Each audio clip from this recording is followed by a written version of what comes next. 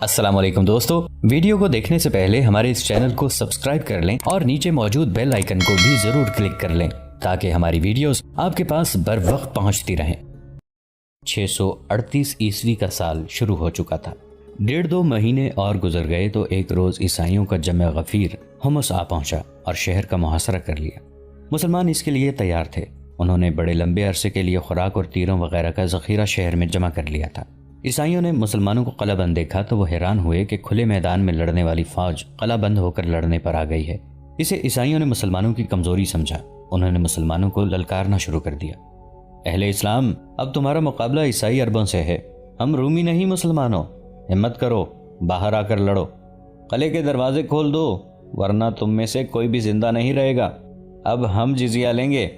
اسلام کا سورج ڈوب گیا ہے، باہر آؤ اور ہم سے رحم مانگو۔ اور ایسے بے شمار تنزیہ نعرے جو عیسائی لگاتے رہے۔ مسلمانوں کی طرف سے خاموشی تھی۔ ابو عبیدہ رضی اللہ عنہ، خالد رضی اللہ عنہ اور دوسرے سالاروں نے طے کر رکھا تھا کہ وہ باہر نکل کر عیسائیوں پر حملے کریں گے۔ حملوں کی نوبت ہی نہ آئی۔ محاصرے کا 4تھا یا 5واں دن تھا، عیسائیوں میں ہڑبونگ سی بپا ہو گئی۔ ان پر کوئی مصیبت نازل ہو گئی تھی یا ہو رہی تھی۔ مسلمان جو دیوار پر کھڑے تھے وہ حیرت سے دیکھ رہے تھے کہ انہیں کیا ہوا ہے۔ دور افق سے گرد اٹھنے لگی جو پھیلتی اور اوپر ہی اوپر اٹھتی گئی۔ یہ کسی قافلے کی اڑائی ہوئی گرد نہیں تھی، یہ کسی فوج کی گرد معلوم ہوتی تھی۔ اگر یہ فوج تھی تو عیسائیوں کی ہی ہو سکتی تھی یا یہ رومیوں کی فوج ہو سکتی تھی۔ عیسائیوں میں جو افراتفری بپا ہوئی تھی وہ زیادہ ہو گئی اور وہ لڑنے کی ترتیب میں آنے لگے۔ گرد ابھی دور تھی، عیسائیوں نے تو محاصرہ اٹھا ہی دیا اور وہ بڑی تیزی سے ایک سمت کو روانہ ہو گئے۔ مسلمانوں نے قلعے کی دیواروں پر نعرے لگانے شروع کر دیے۔ گرد میں سے ایک فوج آہستہ آہستہ نمودار ہونے لگی۔ یہ مسلمانوں کی فوج تھی۔ عیسائیوں کو اس کی آمد کی اطلاع پہلے ہی مل گئی تھی۔ مورخوں نے لکھا ہے کہ عیسائی غیر تربیت یافتہ تھے۔ وہ وہاں رکتے تو خود محاصرے میں آ جاتے، حمص کے دروازے کھل جاتے اور اندر سے بھی مسلمانوں کی فوج باہر آ جاتی۔ عیسائیوں کا انجام بہت برا ہوتا۔ انہوں نے یہ خطرہ بھی دیکھ لیا تھا کہ وہ اپنی بستیوں میں کوئی فوج نہیں چھوڑائے تھے۔ لڑائی کی صورت میں مسلمانوں نے انہیں شکست دے کر ان بستیوں پر ٹوٹ پڑنا تھا۔ مسلمانوں کی یہ فوج جو حمص میں محصور فوج کی مدد کو آئی تھی، یہ 4000 سوار تھے جو قیقاع بن عمرو رضی اللہ عنہ کے زیر کمان تھے۔ یہ سوار اس طرح آئے تھے کہ خلیفۃ الرسول عمر رضی اللہ عنہ کو ابو عبیدہ رضی اللہ عنہ کا پیغام ملا تھا تو انہوں نے کہا تھا کہ یہ عیسائی تربیت یافتہ فوج نہیں بلکہ یہ غیر منظم ہجوم ہے جسے ابو عبیدہ رضی اللہ عنہ اور خالد رضی اللہ عنہ سنبھال لیں گے، لیکن کمک ضروری ہے۔ چنانچہ انہوں نے سعد رضی اللہ عنہ بن ابی وقاص کو جو عراق میں مقیم مسلمانوں کی فوج کے سپہ سالار تھے، حکم بھیجا کہ 3 سالاروں کو عیسائیوں کے علاقے جزیرہ کی طرف بھیج دیں۔ ان سالاروں میں سہیل بن عدی، عبداللہ بن عتبہ اور ایاز بن غانم شامل تھے۔ عمر رضی اللہ عنہ نے حکم نامے میں یہ بھی لکھا تھا کہ سالار قیقاع بن عمرو کو 4000 سوار دے کر ابو عبیدہ رضی اللہ عنہ کی مدد کے لیے حمص بھیج دیا جائے۔ اس طرح قیقاع محصور مسلمانوں کی مدد کو پہنچ گئے۔ انہیں معلوم نہیں تھا کہ حمص عیسائیوں کے محاصرے میں ہے۔ انہیں دیکھ کر ہی عیسائی محاصرہ اٹھا کر چلے گئے۔ امیر المؤمنین نے ٹھیک ہی کہا تھا کہ یہ عیسائی کوئی منظم فوج نہیں۔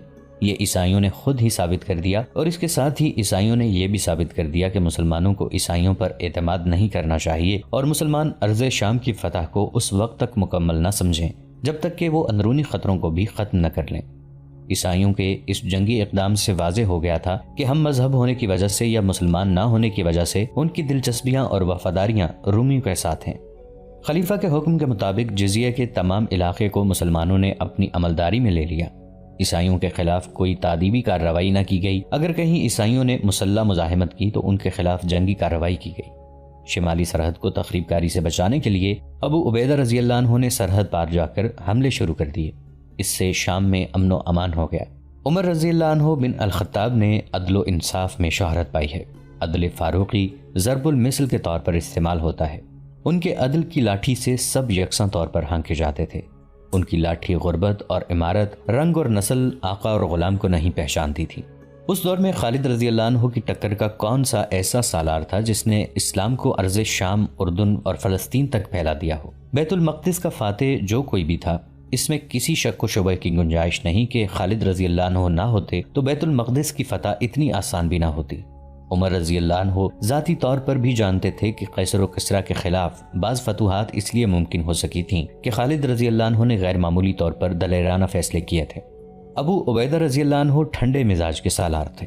اگر خالد رضی اللہ عنہ ان کے ساتھ نہ ہوتے تو رومیوں کے خلاف اتنی تیزی سے اتنی زیادہ کامیابیاں حاصل نہ کی جا سکتی۔ خود عمر رضی اللہ عنہ خالد رضی اللہ عنہ کے معترف تھے، لیکن عمر رضی اللہ عنہ کو جب خالد رضی اللہ عنہ کے خلاف ایک ایسی بات کا پتہ چلا جو اسلام کی روح کے منافی تھی اور جسے عمر رضی اللہ عنہ نظر انداز بھی کر سکتے تھے، تو انہوں نے فوری کارروائی کا حکم دے دیا۔ عمر رضی اللہ عنہ نے سوچا تک نہیں تھا کہ خالد رضی اللہ عنہ کی جو قدر و قیمت ہے وہ اتنی زیادہ ہے کہ یہ چھوٹا سا الزام ہضم بھی کیا جا سکتا ہے۔ بعض مورخوں نے لکھا ہے کہ عمر رضی اللہ عنہ بن خطاب نے مسند خلافت پر بیٹھتے ہی تمام دستوں میں ایک ایک دو دو مخبر رکھ دیے تھے جو سالاروں اور دیگر عہدیداروں کی ذاتی سرگرمیوں پر نظر رکھتے تھے۔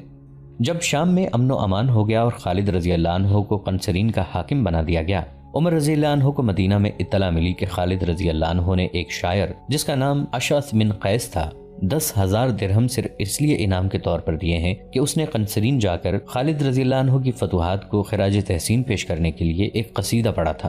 اشعث بن قیس بنو کندا کا سردار تھا۔ اس نے شاعری اور مدح سرائی کو پیشہ بنا لیا تھا۔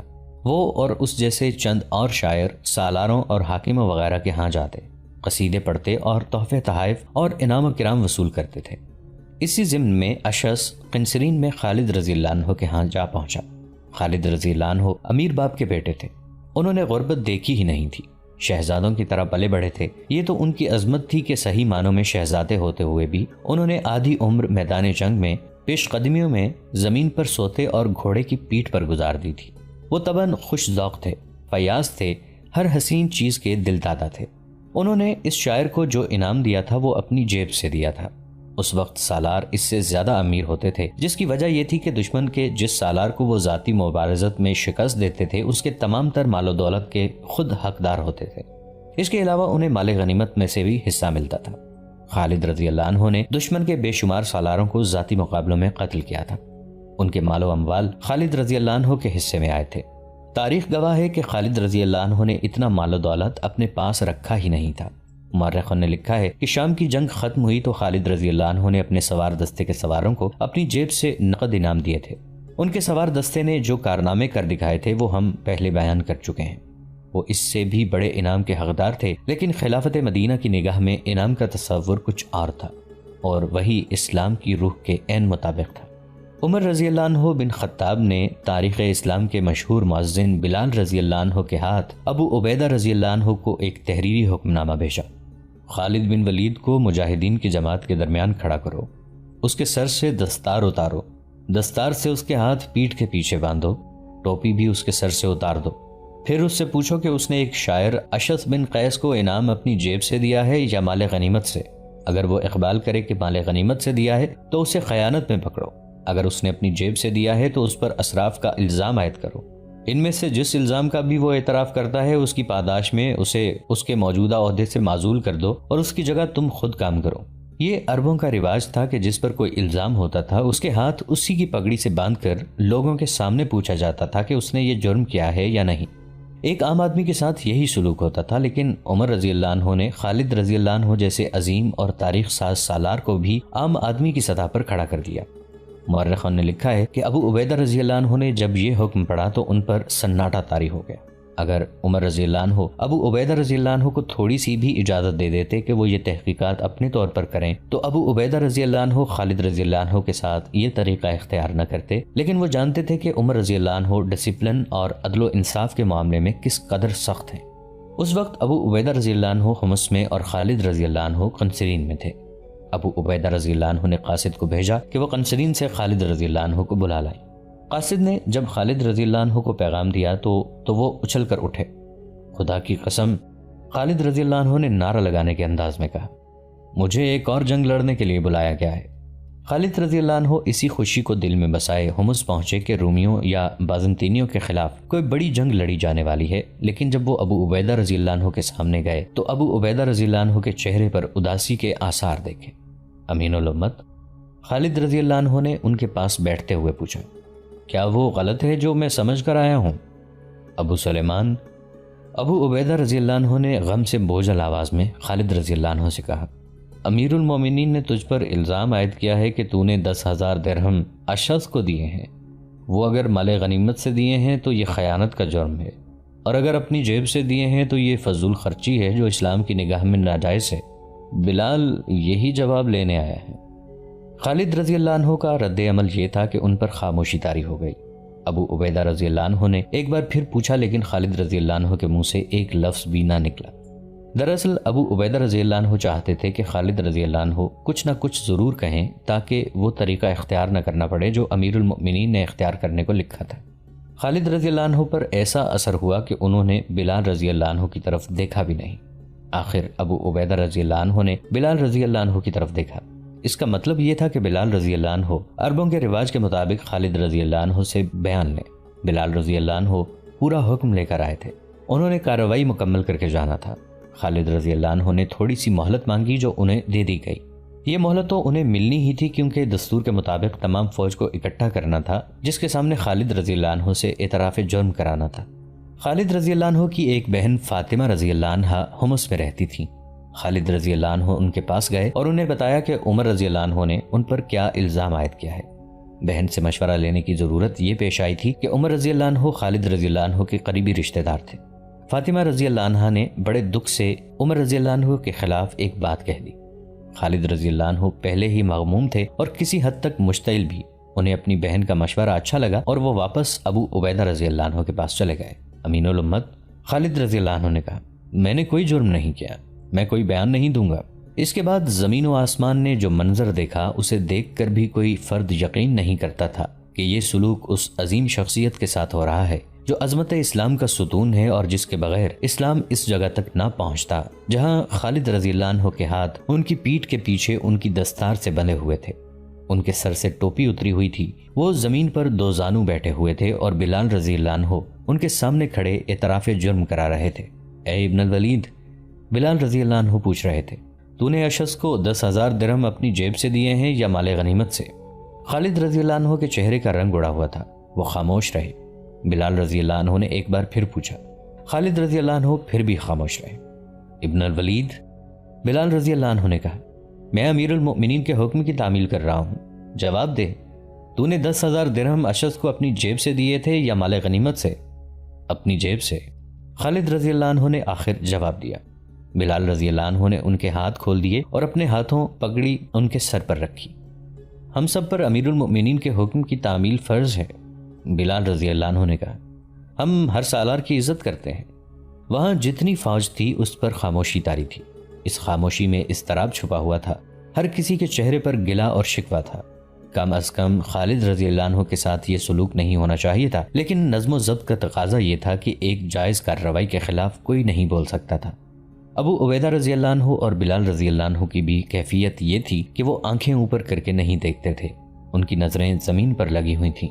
خالد رضی اللہ عنہ اس خیال سے گھوڑے پر سوار ہوئے اور وہاں سے نکل آئے کہ معاملہ یہیں پر ختم ہو گیا ہے۔ 7-8 دن گزر گئے، خالد رضی اللہ عنہ کو کوئی حکم نہ ملا۔ وہ حمص گئے اور ابو عبیدہ رضی اللہ عنہ سے ملے۔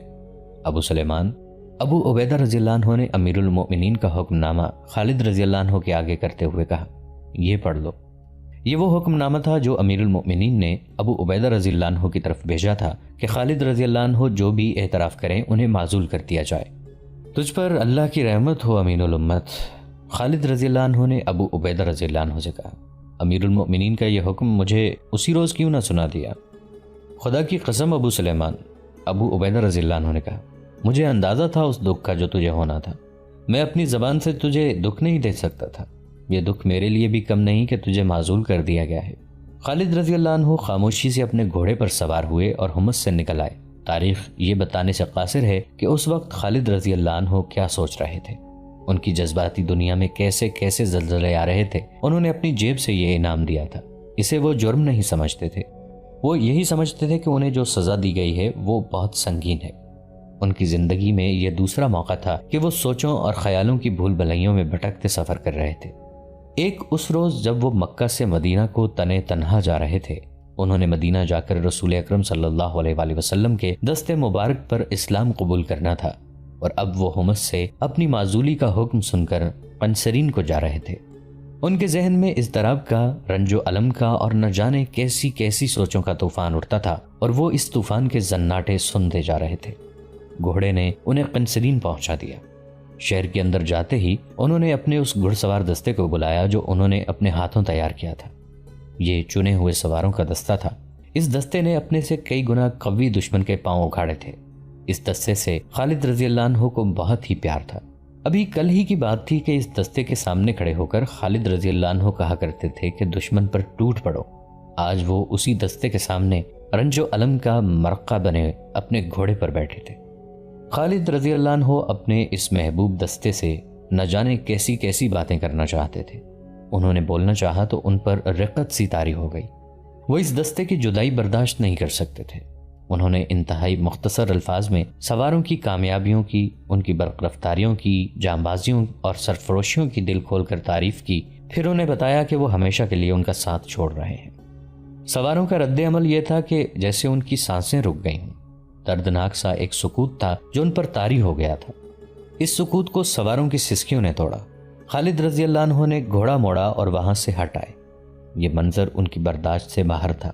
وہاں سے خالد رضی اللہ عنہ ہمس گئے، تمام مجاہدین سے ملے، بوجھل دل سے سب کو خدا حافظ کہا اور مدینہ کو روانہ ہو گئے۔ خالد رضی اللہ عنہ مدینہ میں داخل ہوئے، لیکن ایک فاتح سالار کی حیثیت سے نہیں کہ لوگ گھروں سے باہر آ کر ان کا استقبال کرتے۔ ان کی حیثیت ایک سزا یافتہ مجرم کی سی تھی۔ اتفاق سے عمر رضی اللہ عنہ انہیں ایک گلی میں آتے مل گئے۔ ابو سلیمان، عمر رضی اللہ عنہ نے خالد رضی اللہ عنہ کے جنگی کارناموں کو ان الفاظ میں سراہا: تو نے وہ کام کیا ہے جو کوئی اور نہیں کر سکتا تھا، مگر ہر کام اللہ کرتا ہے، اور تو نے جو کام کیا ہے وہ کسی بھی مسلمان کو پسند نہیں آیا۔ خالد رضی اللہ عنہ نے کہا: اے ابن خطاب، تو نے میرے ساتھ بے انصافی کی ہے۔ کہاں سے آئی یہ دولت کہ تو اسے ناجائز اسراف میں پھینکتا پھرتا ہے؟ عمر رضی اللہ عنہ نے کہا: ابو سلیمان، کیا تو رومیوں اور فارسیوں جیسا بادشاہ بننا چاہتا ہے؟ خدا کی قسم تو میرے لیے قابل احترام ہے، تو مجھے عزیز ہے، اب تجھے مجھ سے کوئی شکایت نہیں ہوگی۔ خدا کی قسم میں کسی سالار، کسی امیر اور کسی حاکم کو بادشاہوں جیسا نہیں بننے دوں گا کہ جس نے جھوٹی مدح کی اس کی جھولی انعام سے بھر دی۔ خالد رضی اللہ عنہ ایک دو دن مدینہ میں رہ کر قنسرین چلے گئے۔ وہ مدینہ کو ہمیشہ کے لیے چھوڑ گئے تھے۔ اللہ کی تلوار نیام میں بند ہو گئی۔ اس واقعے کے متعلق بہت کچھ کہا جا سکتا ہے، بہت کچھ کہا جا چکا ہے۔ تاریخ دانوں نے اپنی اپنی رائے دی ہے۔ بعض نے عمر رضی اللہ عنہ کے اس فیصلے کے خلاف لکھا ہے۔ خلفائے راشدین کو رسوا کرنے والوں نے لکھا ہے کہ عمر رضی اللہ عنہ کے دل میں خالد رضی اللہ عنہ کے خلاف ذاتی رنجش تھی، جسے انہوں نے یوں مٹایا کہ خلیفہ بنتے ہی خالد رضی اللہ عنہ کو معزول کر دیا۔ حقیقت کچھ اور تھی۔ اگر ہم آج کے دور کو اور آج کے حکمرانوں کو سامنے رکھ کر سوچیں تو عمر رضی اللہ عنہ کا یہ فیصلہ اچھا نہیں لگتا، اور اگر ہم اس دور کو تصور میں لائیں اور گہرائی میں جائیں تو ہم اس نتیجے پر پہنچتے ہیں کہ عمر رضی اللہ عنہ کا فیصلہ صحیح تھا۔ غور کیجئے، عمر رضی اللہ عنہ نے کہا تھا کہ تم بادشاہ بننا چاہتے ہو۔ بادشاہوں کے انداز یہی ہوتے ہیں کہ جس نے تعریف میں دو کلمے کہہ دیے تو اسے انعام و کرام سے مالا مال کر دیا۔ غور کیجئے، عمر بن خطاب رضی اللہ عنہ کی نظر آنے والے وقت کے پردے چاک کر کے کتنی دور چلی گئی تھی۔ خلفائے راشدین کے بعد آنے والے خلفاء نے انعام و کرام کا سلسلہ شروع کر دیا تھا۔ عباسی تو روایتی بادشاہ بن گئے تھے۔ اندلس کے آخری دور کو دیکھیے، دربار لگا ہوا ہے، شاعر اور ادیب منظوم اور نثر قصیدے پڑھ رہے ہیں اور انعامات سے جھولیاں بھر رہے ہیں۔ خوشامد ایک فن اور ایک پیشہ بن گیا ہے، اور ان انعام خوروں اور مدح سراؤں اور خوشامدیوں نے سلطنت اندلس کو سقوط غرناطہ تک پہنچایا۔ اس کے بعد سلطنت اسلامیہ بادشاہیوں میں بڑھ گئے۔ ہندوستان میں مغلیہ سلطنت کے انعام مشہور ہوئے اور اس سلطنت کو زوال آیا۔ اب پاکستان میں دیکھ لیجئے، انعام و کرام کا وہی مذموم سلسلہ چلا آ رہا ہے جسے اسلام نے ناجائز اسراف قرار دیا تھا۔ خالد رضی اللہ عنہ بن الولید نے تو اپنی جیب سے انعام دیا اور معزولی کی سزا پائی تھی، لیکن ہمارے حکمران سرکاری خزانے سے انعام دیتے چلے جا رہے ہیں۔ حقیقت یہ ہے کہ یہ غیر ممالک سے لیے ہوئے قرضوں کے رقم ہے جس پر ہم سود ادا کر رہے ہیں۔ عمر رضی اللہ عنہ کی دوربین نگاہوں نے دیکھ لیا تھا کہ انعام و کرام کا سلسلہ چل نکلا تو اس کا نتیجہ زوال کے سوا کچھ نہیں ہوگا۔ عمر رضی اللہ عنہ نے اس لیے بھی خالد رضی اللہ عنہ کو نہیں بخشا تھا کہ عدل و انصاف اور سزا میں چھوٹے بڑے کا فرق نہ رہے۔ انہوں نے سوچا تھا کہ انہوں نے خالد رضی اللہ عنہ کو معاف کر دیا تو یہ دستور بن جائے گا کہ سالار، امیر، حاکم اور حیثیت والے افراد کو سزا مل ہی نہیں سکتی۔ اس طرح عدل و انصاف ختم ہو جائے گا اور اسلامی معاشرہ چھوٹے اور بڑے میں بٹ جائے گا۔ عمر رضی اللہ عنہ احکام منوانے میں اس قدر سخت تھے کہ انہوں نے اپنے بیٹے کو 100 کوڑوں کی سزا دی تھی۔ 80 کوڑے مارے گئے تو ان کا بیٹا مر گیا۔ عمر رضی اللہ عنہ کو اطلاع دی گئی۔ انہوں نے حکم دیا کہ 100 کوڑے پورے کرو، باقی 20 کوڑے اس کی لاش پر مارو۔ مدینہ سے خالد رضی اللہ عنہ قنسرین گئے، وہاں سے حمص چلے گئے اور ان کی عمر کے باقی 4 سال وہیں گزرے۔ ایک وقت آیا کہ خالد رضی اللہ عنہ تنگ دست ہو گئے۔ اہل قریش کا شہزادہ، میدان جنگ کا بادشاہ، دل کا سخی اور فیاض، ہزاروں درہم حقداروں میں تقسیم کر دینے والا انسان مفلسی کے چنگل میں آ گیا۔ تھوڑے ہی عرصے بعد امیر المؤمنین عمر رضی اللہ عنہ نے کچھ مسلمانوں کے لیے وظیفہ مقرر کیا تھا جو 3000 درہم سالانہ تھا۔ یہ خالد رضی اللہ عنہ کو بھی ملنے لگا۔ اس میں سے وہ حمص میں اپنے کنبے کے ساتھ زندگی کے دن پورے کرنے لگے۔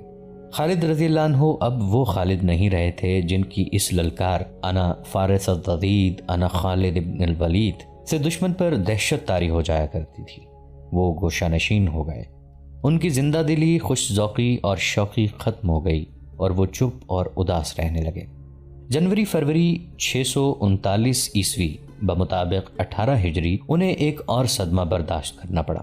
فلسطین کے ایک قصبے امواس میں طاعون کی وبا پھوٹ پڑی جو دیکھتے ہی دیکھتے تمام فلسطین اور شام میں پھیل گئی۔